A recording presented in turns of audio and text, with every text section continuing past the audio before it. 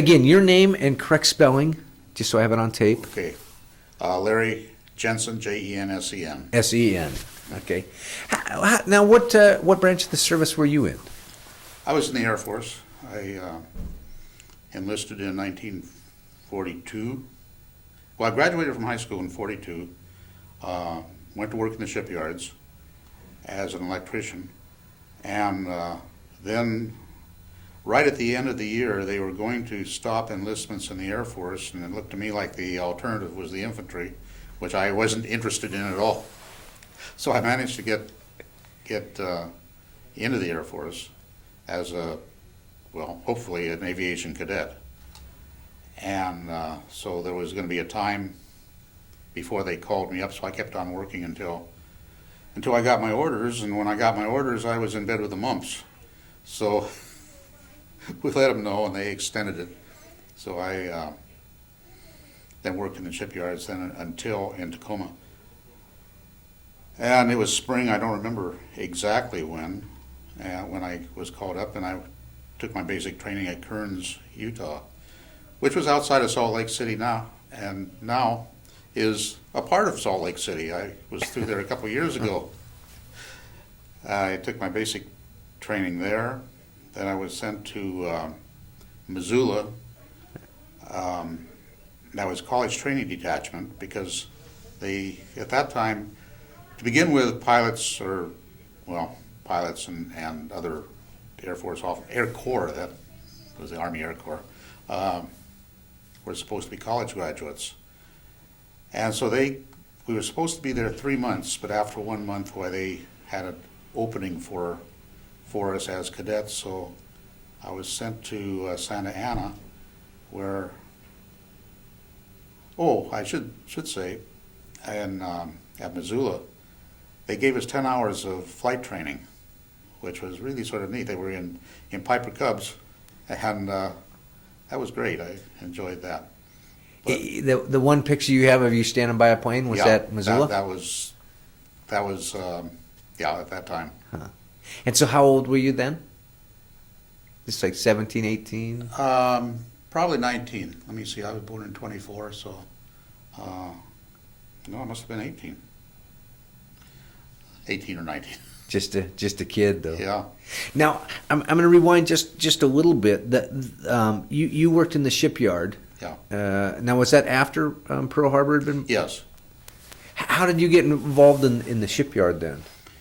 Well, at that time, anybody that was breathing could get a job, and I lived within a very short distance of the shipyards, and it was convenient, and they paid well, and I had to get a special permit because I was under 18 when I went to work there, and I went to work as a helper, and then I had classes after work, and I learned the basics of being an electrician and became a mechanic, and so I was working as a full-fledged electrician, marine electrician, but very specialized sort of things. We only did lighting. We didn't do anything else.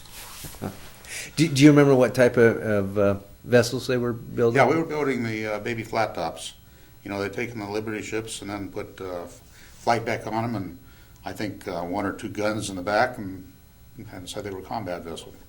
And I worked on most of the time, I worked on what they called the gallery deck, which was just below the flight deck, and wired the lighting into the gun platforms and that sort of thing. I remember they had a railing built of 2x4s around the top of the gun platform, and then it was just a short distance up to the flight deck. And I had to go back and forth quite often, so instead of going back down through the ship and up the ladder and everything, I would just get up on the railing and reach up and pull myself up onto the flight deck. Now, this is 80 feet above the water. And never thought much about it until I knocked my hard hat off one day, watched it fall and fall and fall and fall. Never did it again. Not quite OSHA standards either there on the... No, OSHA would have just So you must have been, I assume that they were pumping these out as fast as they could. Yes. I worked on the first one that they built, and it took us a long time for that one. But each one was a little quicker and a little quicker and a little quicker until you didn't even remember which ones you'd worked on. You know, you just go in and do your job and go on to the next one. Wow. So were all the Rosie the Riveters working around you? I mean, was the female workforce in there at this point? I don't remember any women working there. There may have been, but it certainly didn't impress me any. I was, OSHA would have been really unhappy with it. It was very, very noisy. One of the things they did when they welded these steel decks, where they wouldn't be flat, they would sort of swell. And so what they would do would heat them with a torch. They were red hot, and then I think they were called shrinkers. But anyway, these guys with these sledgehammers would pound on them and flatten them out. Well, you can imagine in that environment, the steel sound, it was just terribly noisy. Then they had a lot of air tools that were very noisy. There were a lot of arc welders working, and I know that getting flash burns on your eyes from the ultraviolet was a very common thing. And I had that happen one time, and I was off work for about a week, and my eyes never were as good after that. Was there a sense of pride? I mean, was it just a job, or did you realize this was the war effort you were working on? I suppose it was the war effort thing, although I think that sort of got lost in just the hustle bustle of going about the job. Because we're just coming out of the Depression, and Yes. times have been pretty tough, and I assume having a job was... That was a really big thing because the Depression had been pretty bad. My dad was out of work for a long time, and he finally got a job shoveling dirt out. Towards Point Defiance, they were putting in a fill, and they did it manually. You know, there weren't any big machines. And the night before he was to go to work, he cut his hand really badly opening a tin can with the can opener. And I can remember that he shouldn't have been working, but there was no way that he could not go ahead and show up. Wow. So you then ended up, well, let me ask one question before I get you to the flying. Do you remember where you were when you heard about Pearl Harbor? Yeah. There were some kids in the neighborhood that were out playing touch football. And I went in the house or something, and I guess it was on the radio, I don't really know. And I went back out and started playing football again. You know, the enormity of what was happening, just, you know, there was no realization of that until later. Because like you said, you were just out of high school, you're just a high school kid, and doing Yeah, all... actually, I hadn't graduated that time. It happened in December of 41, and I graduated in June of 42, so it was... And in fact, I remember our graduation exercises were held in the armory in Tacoma. And the very first thing they did was give instructions for what to do in case of an air raid before. Because there was that real fear around here, wasn't there? Yes, there was. In fact, there had been at least one alert.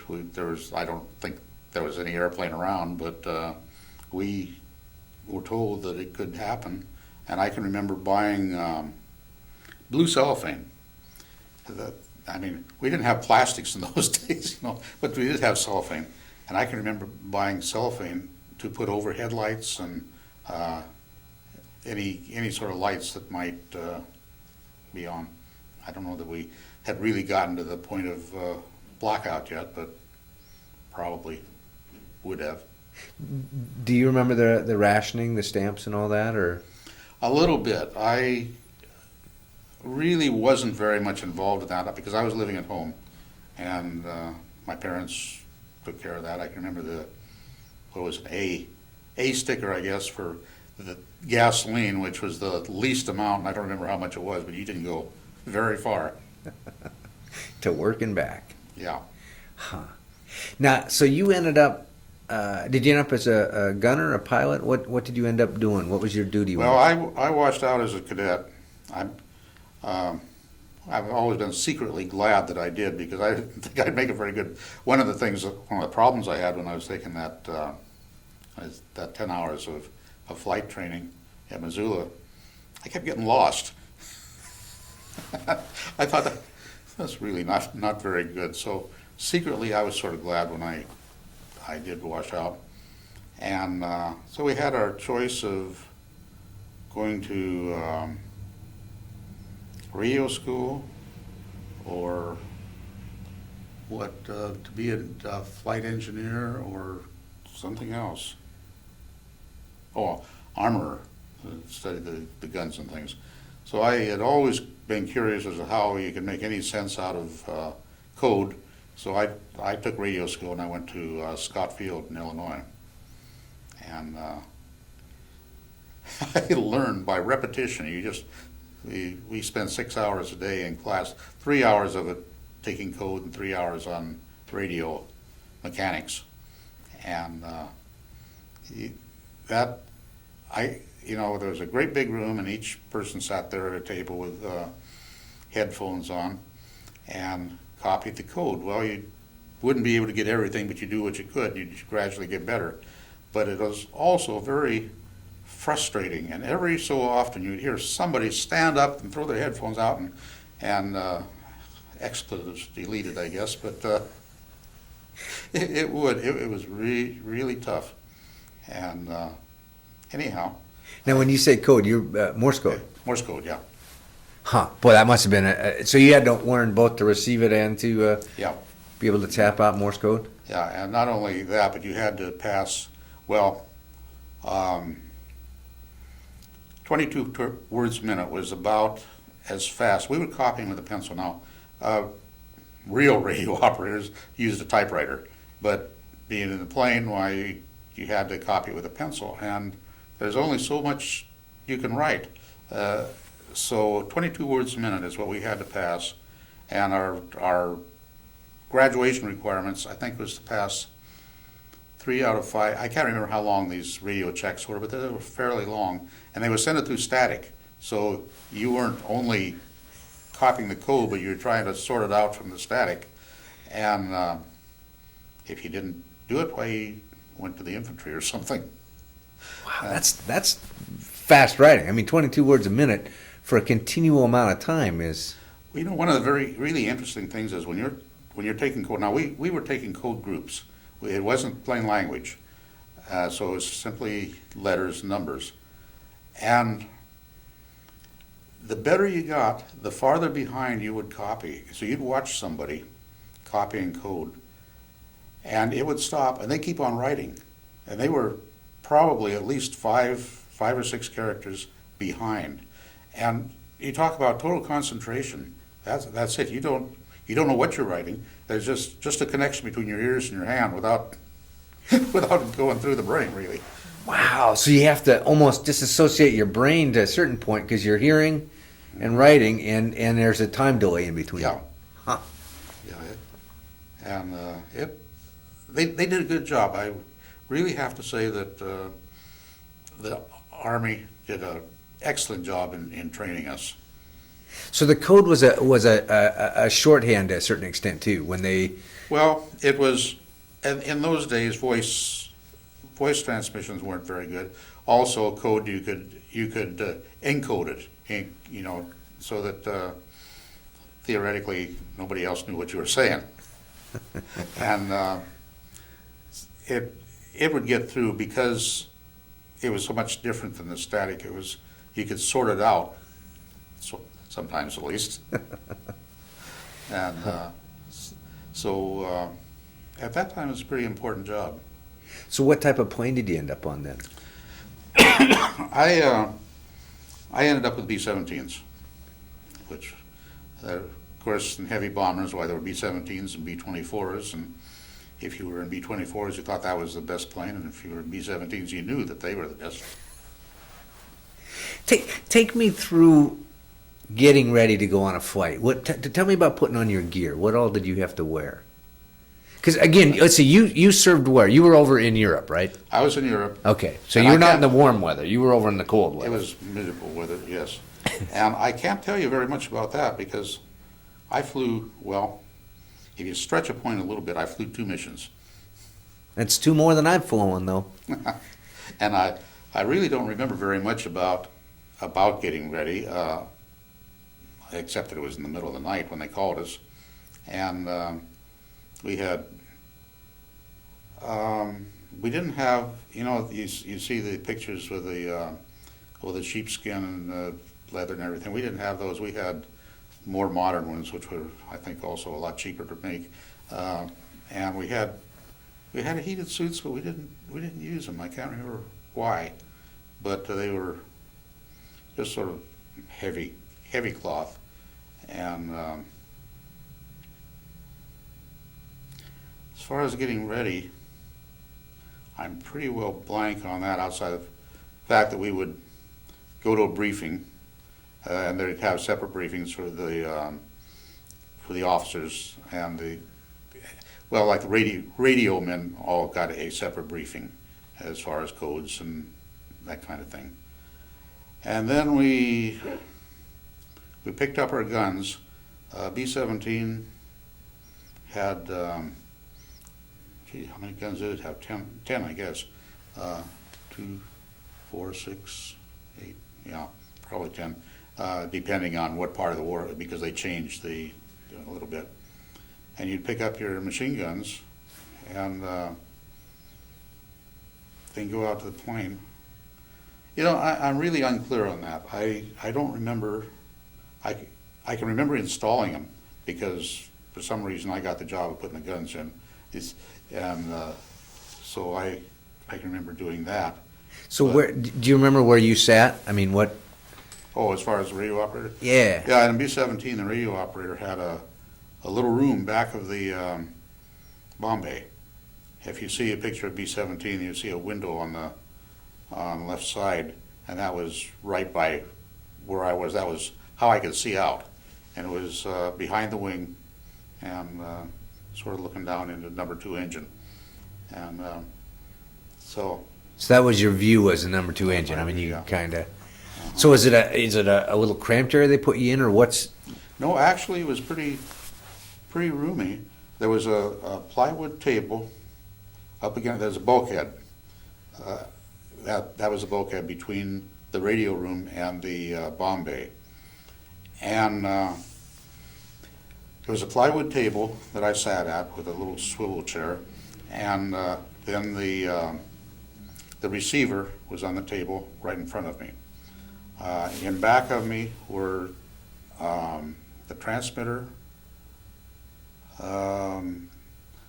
IFF transmitter, I believe. I can't remember for sure, but that was identification friend or foe. This was, theoretically, it was a transponder, and it would tell them that you were friendly. However, they had a tendency to shoot at anybody that they couldn't identify, and so he hoped it worked. Also, my job, in case we were going to have to abandon the plane or anything, was to throw a switch that would destroy the IFF, which I did. Later on, I did that. The radio room was also the crash landing position. There was the bulkhead was ahead of us. There was a door there into the bomb bay, another door back into the waist of the plane, and in case of crash landing, I was supposed to stay where I was, and the rest of the crew would sit down with their, I guess there were 2 that had their backs against the bulkhead and pull their knees up, and then the next 2 would sit down with their backs against their knees and so on. So there was room for 8 of us, I guess, in there. Wow. And there was a hatch over the top of the radio room, which originally it had a machine gun mounted in it, but they later took that one out. So it was just the hatch. Now you talked about in your class they give you a little static to listen to. Now I can only imagine, because I've seen the little hard earphones, weren't they? Little hard plastic earphones. Well, these were, well, I guess they were hard plastic, but they normally had the big sponge rubber deal over them so that they cover your ears pretty well.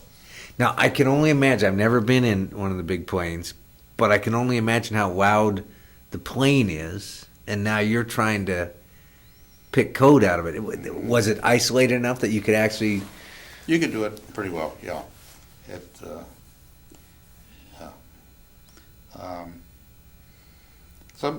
It was sort of interesting because we had when I got out of radio school, then I was assigned to a crew, and we were excuse me, you don't have any water in Yeah, let me get you a glass.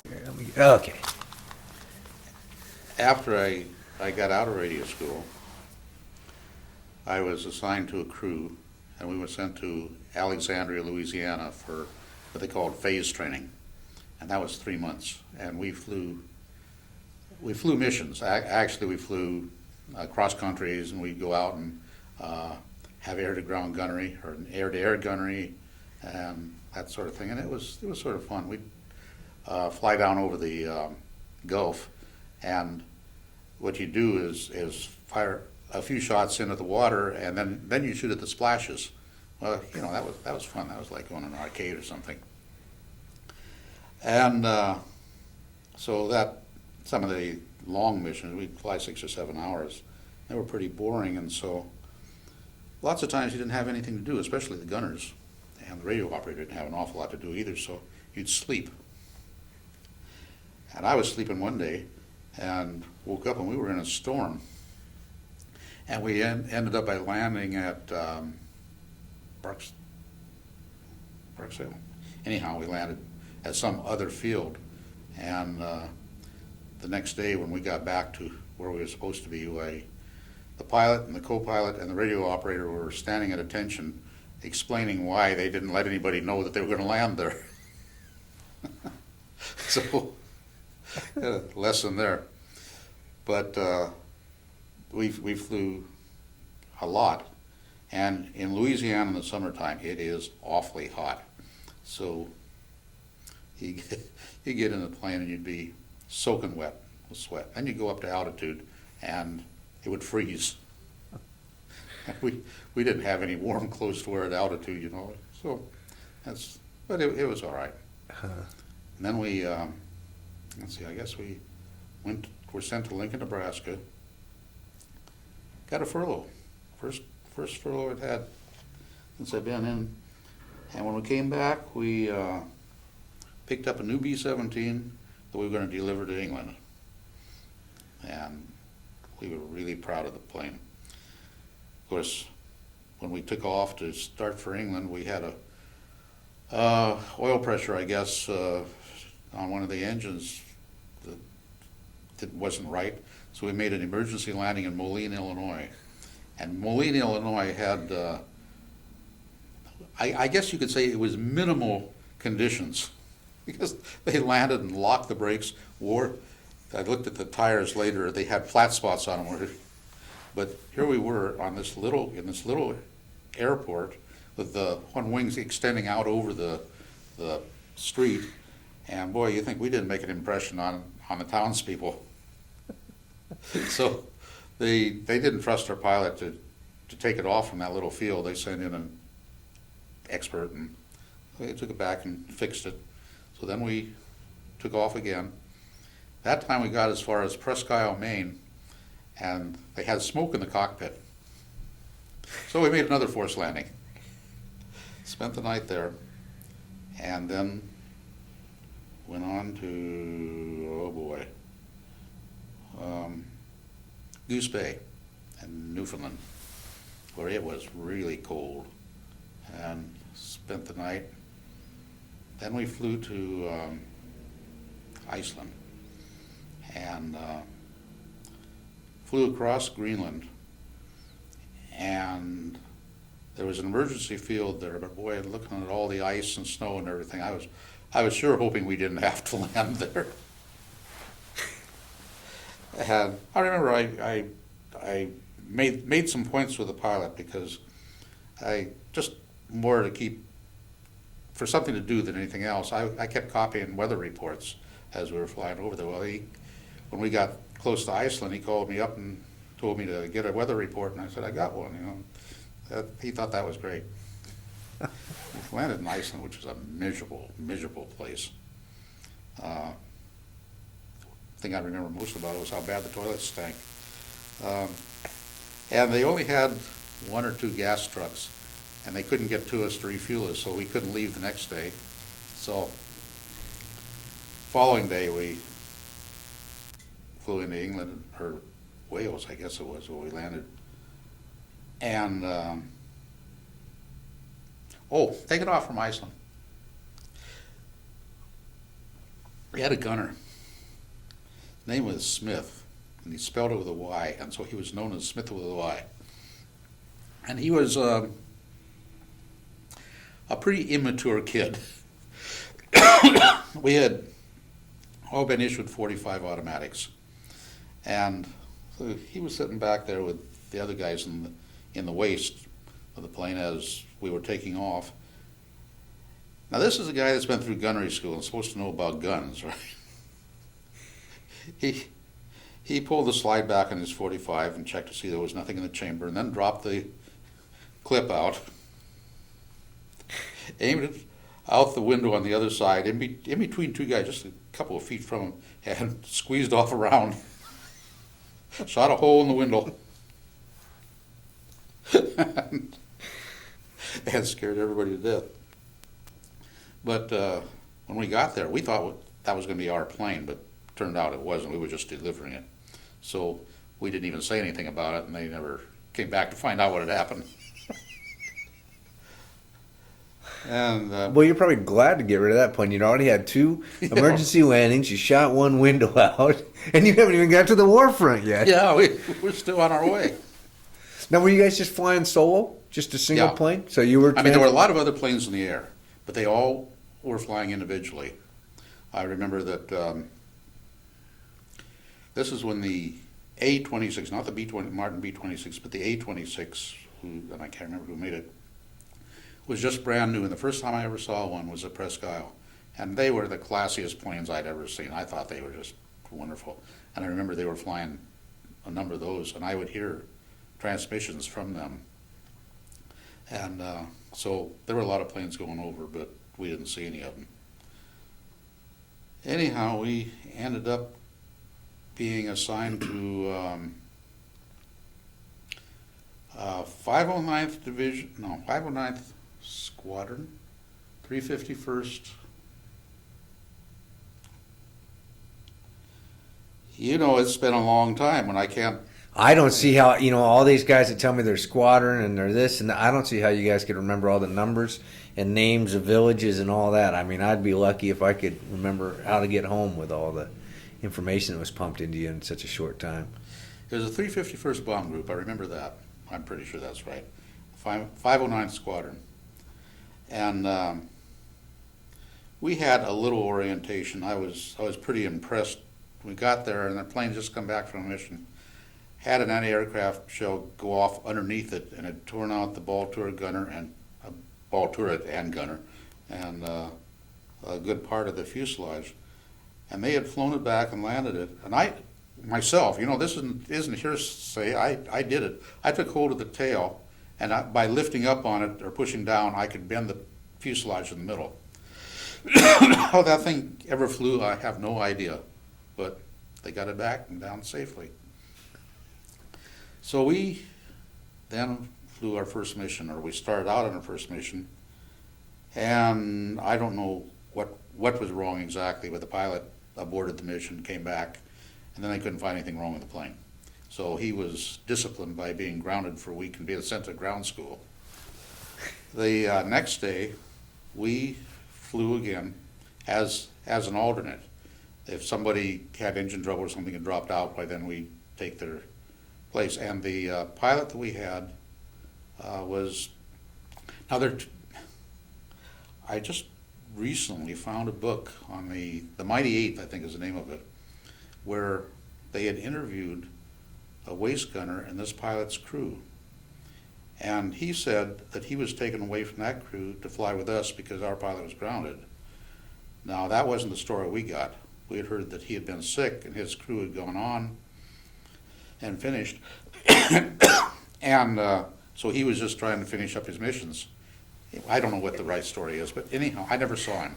I mean, it was dark. It was like, well, it's just like here in Washington, in the wintertime, and this was in October, but it was still dark when we were out there, so I never saw him. And you were flying out of where again? Polebrook, which was south of London, I guess.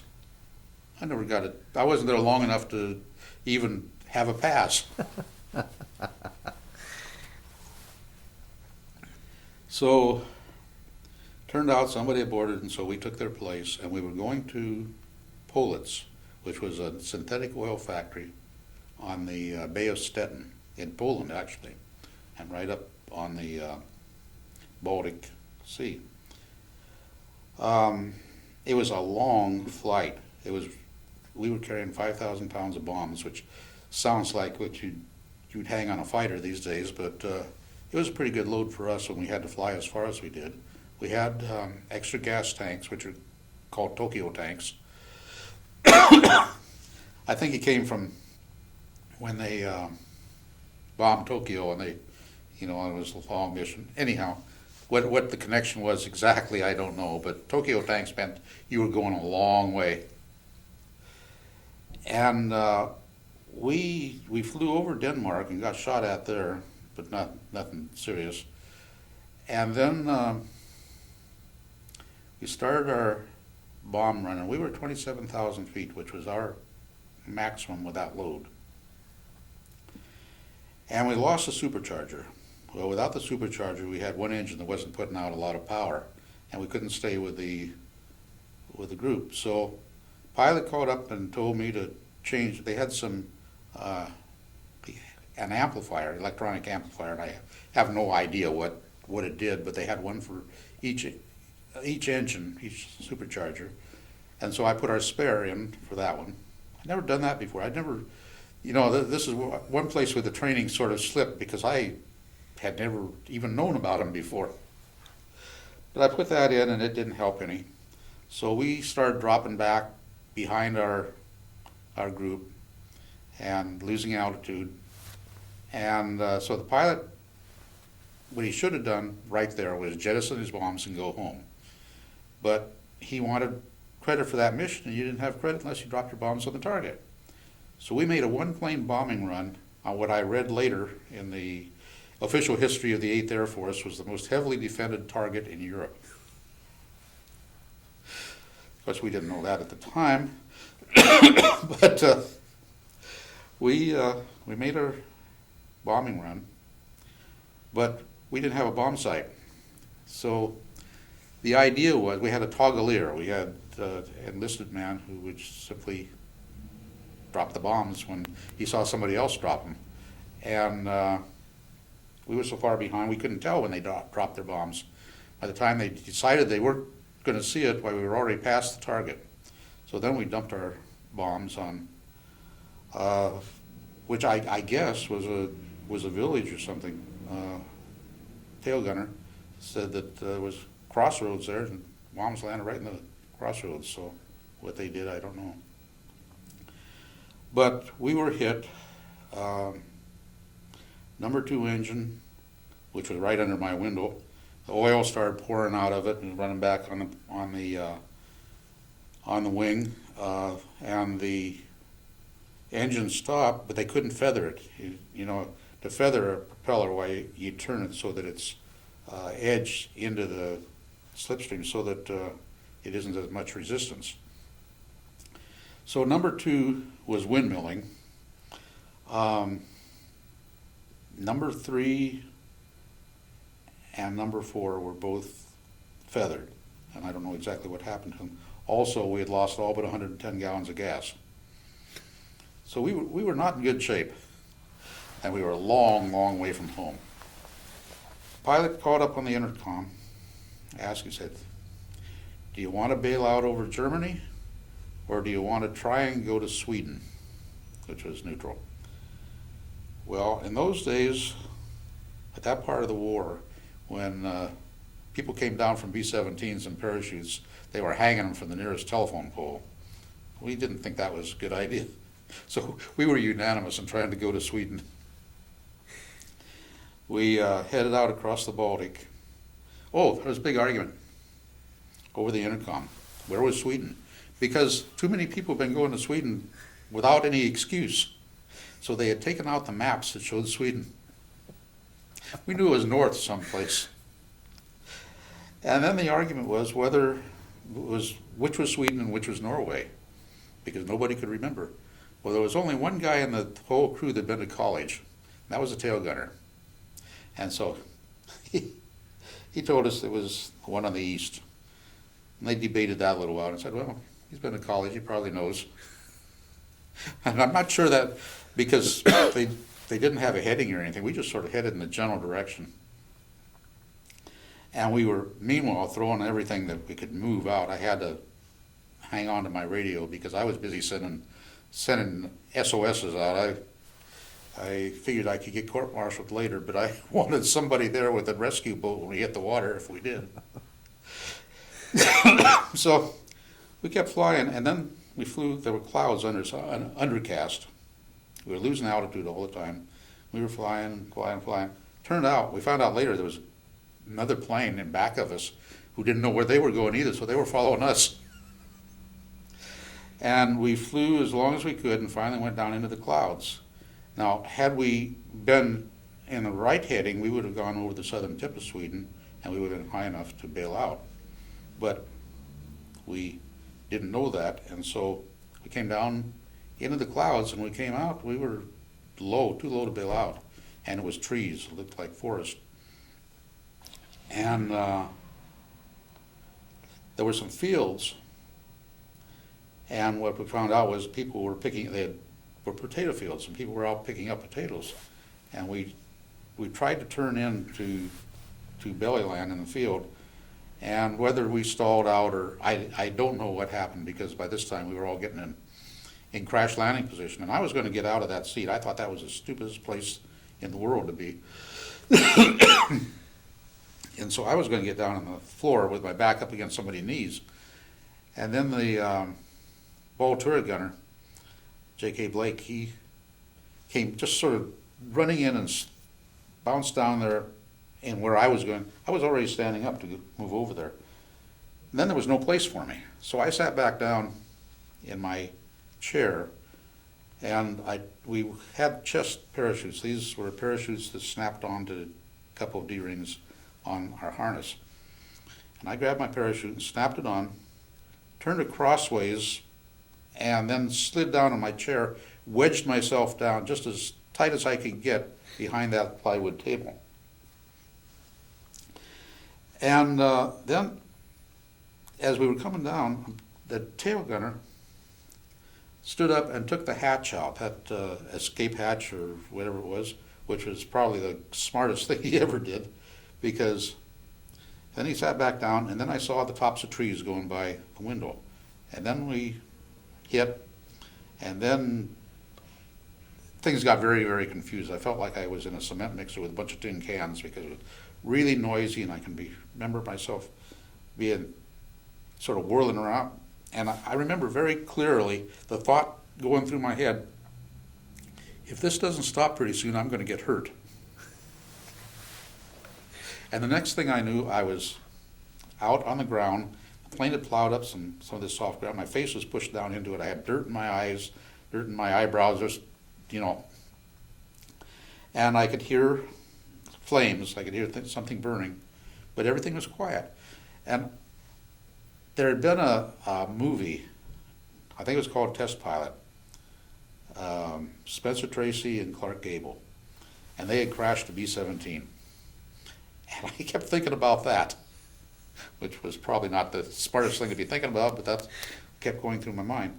Anyhow, I tried to stand up, and I couldn't straighten up because I had the wind knocked out of me, my chest hurt. Found out later I had a broken rib. Then I heard somebody calling, and it was the navigator who was back quite a ways from the plane, and we had knocked down a barbed wire fence, and his leg, his flying suit was caught in barbed wire, and his foot would just flop back and forth. He had a badly broken leg. And he couldn't remember exactly what had happened, but he was afraid that the plane was going to explode. He didn't remember that we dropped our bombs. And the plane is burning. We hadn't gotten rid of the ammunition out of the front of the plane. We had dumped all the ammunition in the back, but there were guns for the bombardier to use. Anyhow, the ammunition was going off. We had these rockets for the very pistol, and every once in a while a rocket would go up out there, and he was afraid the bombs were going to go off. And he said, "Get me behind a rock." And so I untangled his flying suit and started dragging him back, and there were some big rocks there. The plane had come down through the trees and then hit the ground and run up against a big rock and broken in half. So I started dragging him over, and about that time the tail gunner, who had been knocked out temporarily, but he was in pretty good shape, and he came over and he helped me. And then we found the other guys who were all sort of along a path. I had been, well, probably I was the last one out because I was farthest forward. And I think later on the tail gunner and I tried to figure out what had happened. The only thing we could figure was that we had all gone out through that little hatch that was about big enough for one person to go out at a time. Well, the two of us were lucky enough not to hit anything too hard on the way out. So we found all the rest of the crew except the pilot and co-pilot who were up in the part that was burning, and we dragged them behind rocks.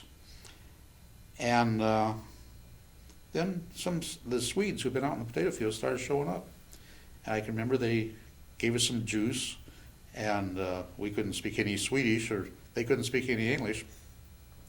But eventually, they managed to get word out, and there were some taxis showed up, and they took us all to a hospital, which was about 18 miles away, in taxis. And we were 18 miles. I'm not sure that's right, but that was the impression I had anyway.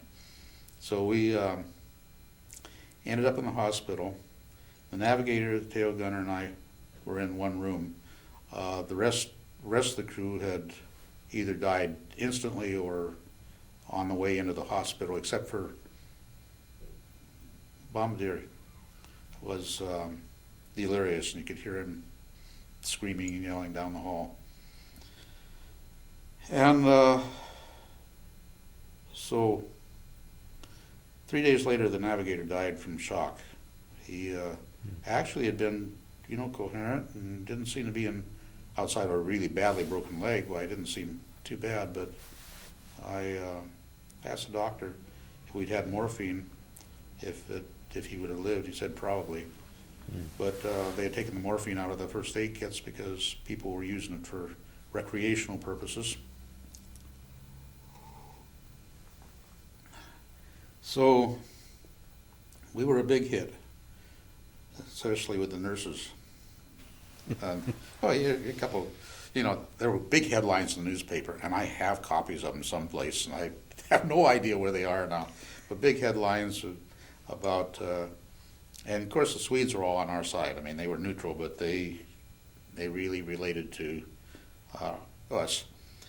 And we got, there were hundreds of people that came to see us. The hall outside our room would be full, and everybody come in for a couple minutes, then go out, and somebody else would come in. And every one of them had a relative in the United States.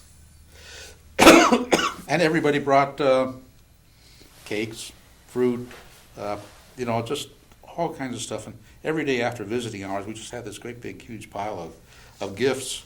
And so we invited the nurses in to have a party. And there was one nurse in particular that was on night duty. She was, 17 or 18, very young anyway, spoke very good English, had never talked to a person whose native language was English, but had studied English in school, went to see movies in English and all that. Ingebrigtse was her name. And she spent all of her time down there that she could, and there was a head nurse who she called the Dragon, who was continually chasing her out. So he got to be a big comedy sort of thing. So at this point, did anybody say you're prisoners? I don't remember. Yeah, I guess they did. I think we got a visit from the Swedish authorities telling us we were interned. I think we got a visit from the American ambassador, or whoever. I don't remember but anyhow, we weren't very impressed. We knew we were going to be interned. Figured, well, that's not a bad thing. And so we were in the hospital 10 days, and just getting to, well, obviously we were getting well.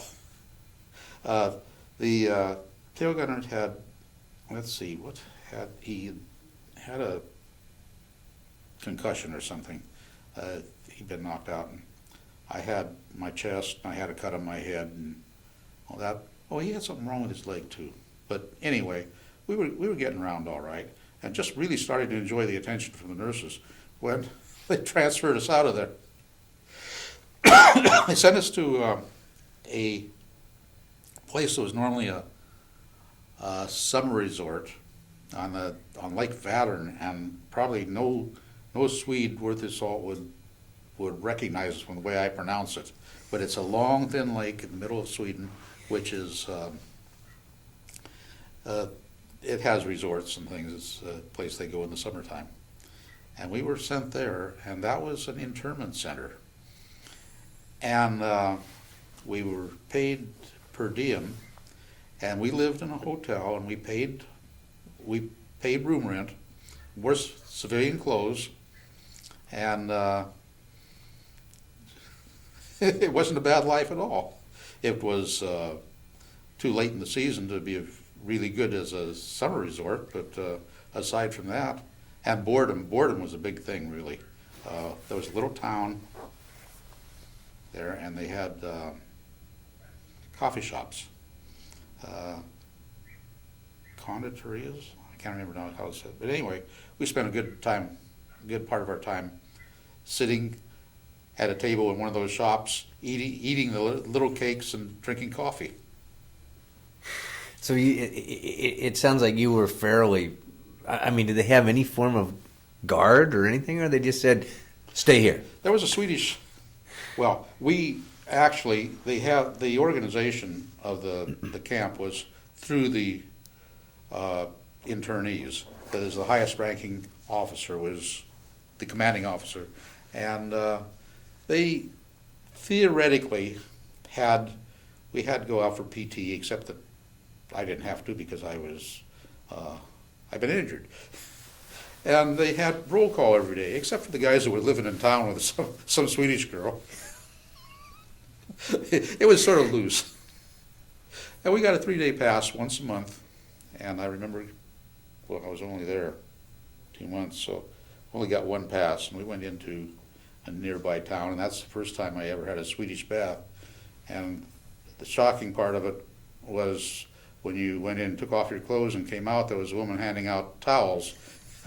that took us aback a little bit. But and I remember I was, from the waist on down, I was purple and yellow and green, bruises. I'd never been so bruised up in my life. But anyway, like I say, boredom was our biggest enemy, and the idea of going back to combat was not a big thing. No escape efforts. Nobody tried to escape. In fact, when they told us we were going to escape, they flew a guy in from England, a major, I think, to conduct the escape, and probably because otherwise they would have gotten very little cooperation. So when we escaped, we all marched down the middle of the street to this train station, and here I can remember several of the girls were being left behind, standing in the crowd crying, and it was a sad occasion. They put us on a train and sent us to Stockholm. And when we got to Stockholm, we went to the American legation, and they took all of our money, all of our identification. They cut all the labels out of our clothes. Now why this would fool anybody, I have no idea. But Then they gave us enough money to ride a cab to a train station. That's where I was led astray by bad companions, because this one guy said, "We don't need to spend this money. I know how to get there." Why he should know how to get there, I don't know. But anyhow, there were several of us that decided to walk to the train station. Well, he didn't know how to get there, and we were lost, and it was dark and in Stockholm. And I don't remember exactly how it went, but I know that all of a sudden there were only two of us left, Lloyd the tail gunner and I. And we found somebody that spoke English, and they told us how to get there. You take a streetcar. Well, streetcar came along, and as is often the case in those towns, it was full, so that there were people hanging on the outside of it. Well, it stopped, and Lloyd got hold of it, and it started out. And there I stood, watching it disappear into the distance. All by myself, didn't have any idea. They had given us tickets on the train, so at least I had that. Next streetcar that came by, I got on it, showed it to the conductor, and he nodded. So I just hoped that he had an idea of what was going on. And eventually he told me to get off. I did. And geez, here's this deserted street, nobody around. And then I realized that the street was an overpass, and there were train tracks under it. And I walked over to the side and heard this big cheer go up. Everybody else was at the station. I was the last one there. So we rode into, it was a interurban or something. I don't know just what. Anyhow, we were sent to this big, old hotel outside of Stockholm. And the first thing we had was a big meeting. And they said, "There is a house of ill repute down through the trees there, and there are German girls working there, and they're going to want to know when you're leaving. So they're going to come in and they're going to try and get that out of you." Ho, ho, ho. We hadn't any idea when we were leaving, but we were willing to be questioned. So they said, "We've got to post a guard and keep them out." So it'd be 2 hours on, and I don't know. Anyhow, Lloyd and I were the first two guards. And we spent 2 hours chasing girls. They'd show up.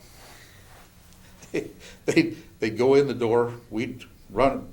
They'd chase them down the hall. Somebody would open a door and let them in their room, slam the door. It was hilarious. It was, I mean, if you're writing a movie, you couldn't do any better. But anyhow, I don't know what information they got, but they couldn't have gotten much about us leaving because we didn't know. Anyhow, we were there for several days, and what we were told was we were waiting for bad weather because we were going to fly up north to where Norway is very narrow, and then duck across some clouds and come back down. So eventually we did. We were told we were leaving. We got on buses.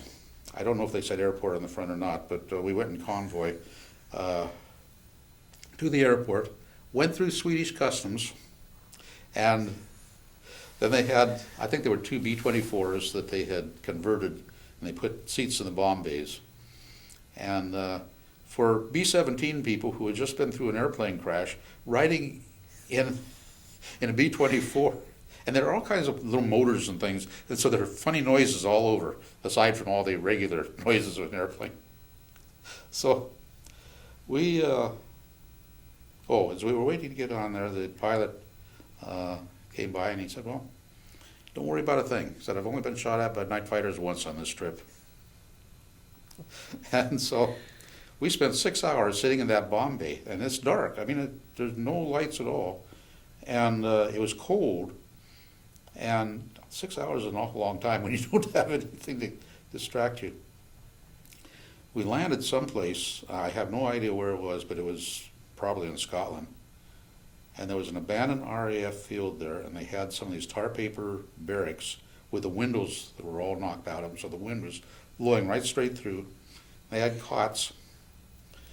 And I can remember I got into my cot and one end of it collapsed, so it was the head end fortunately was up and the other end was down, and I just stayed there. I was too tired to worry about it. The next day they put us on a train and sent us back down to Stone, which was where the Air Corps, everybody went through Stone, England.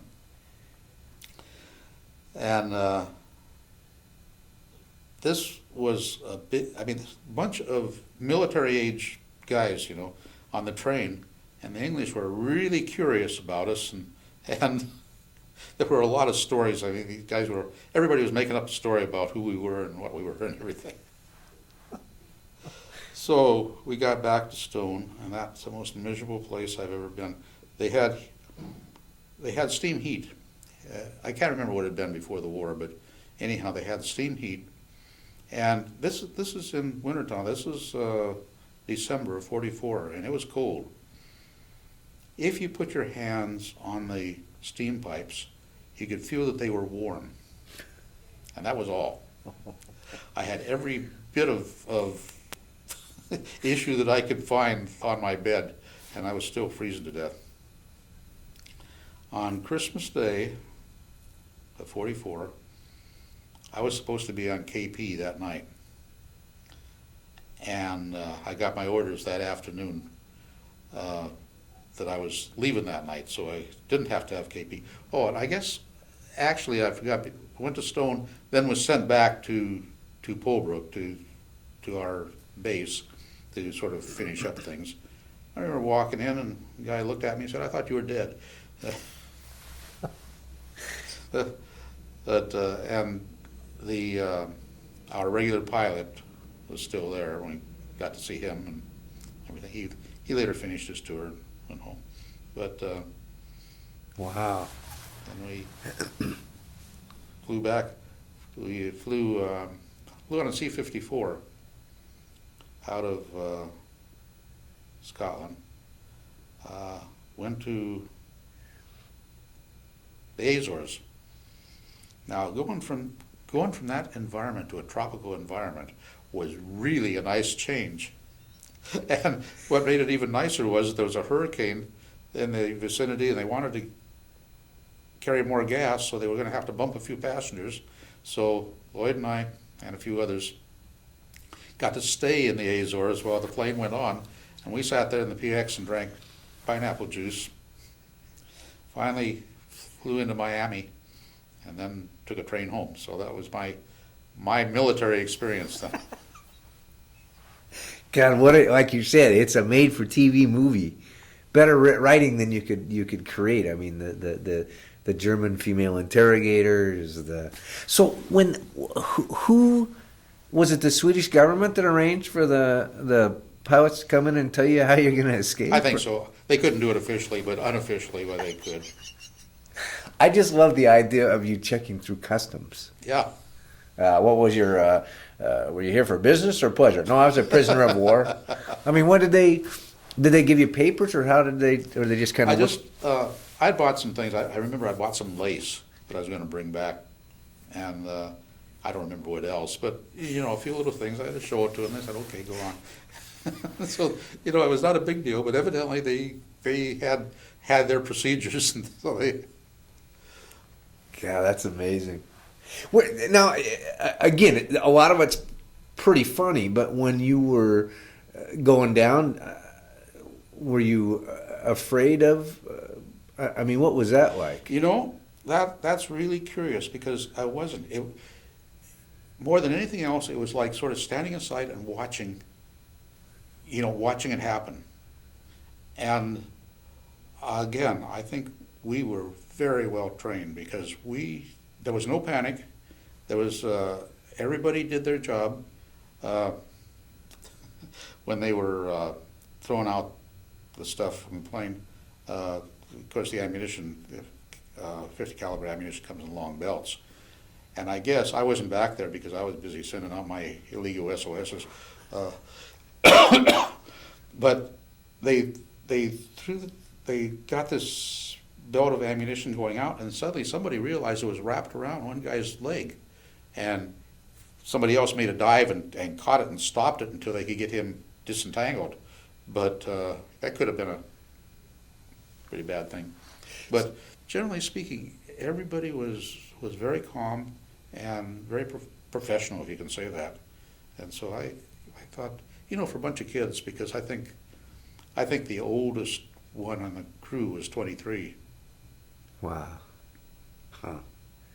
Did you ever, so you never got reprimanded for your illegal SOSs? Nah. There was a lot of that kind of thing that went on. Yeah, I would imagine that. When you say that if you think you're gonna land in the Baltic, where you could expect to survive about 15 minutes before you died of hypothermia, you didn't worry too much about what might happen otherwise. Who was your radio contact? Was that plane to plane, or how good was the technology then? When you were? Well, they had what they call command radio. Actually, there were two different command radios. There was one that was a high frequency, and the other was lower frequency, and it worked, except when you needed it. Of course, I found that happened much later in my career too. That radios work fine when you don't really need them. Yeah, it wasn't great, but it worked plane to plane, and well, generally. Did you change your code mission to mission? I mean, did you? Well, we would be issued a code book when we got ready. I mean, at the radio operator's briefing, you'd be issued a code then. That was one of the things when we found out we were going to. They had this thing called chaff, which is like Christmas tree decorations, these strings of aluminum, and you would dump that to confuse the radar. And there was a little chute that was built into the side of the plane in the radio operator's position where you dump this stuff out. Well, when we found out that we weren't going to get back, one of the things I had to do was get rid of my code books. This one code book was it was reinforced with fabric, so it was pretty strong. And I remember ripping that thing up, just ripping it. Jeez, I didn't think I could do that. A little adrenaline made a big difference. So I got rid of that. I pushed the button to kill the IFF, and so I'd done what I was supposed to do. I was going to say, it's amazing you had the mindset to be able to go through all your training and to do that. Yeah, well, like I say, they did a pretty good job. So it sounds like you had a fair amount of time between we're going down to getting down. Yeah, there was. I don't know how long it was. It's pretty hard to tell on something like that when you're busy and all that. But yeah, that was quite a bit of time. But I don't think any of us really thought anything bad was going to happen. I mean, in spite of the fact that we've only got one engine running and everything, when you're invulnerable when you're that age, and we thought we were going to bail out, is what we thought. And then when we were going for a crash landing, we all did exactly what we were supposed to do.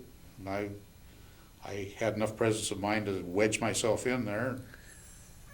So, we did all right, I think. Well, and you'd seen those planes come back after being pretty shot up, so you probably had a pretty good idea that you'd be able to maybe get it down to the ground.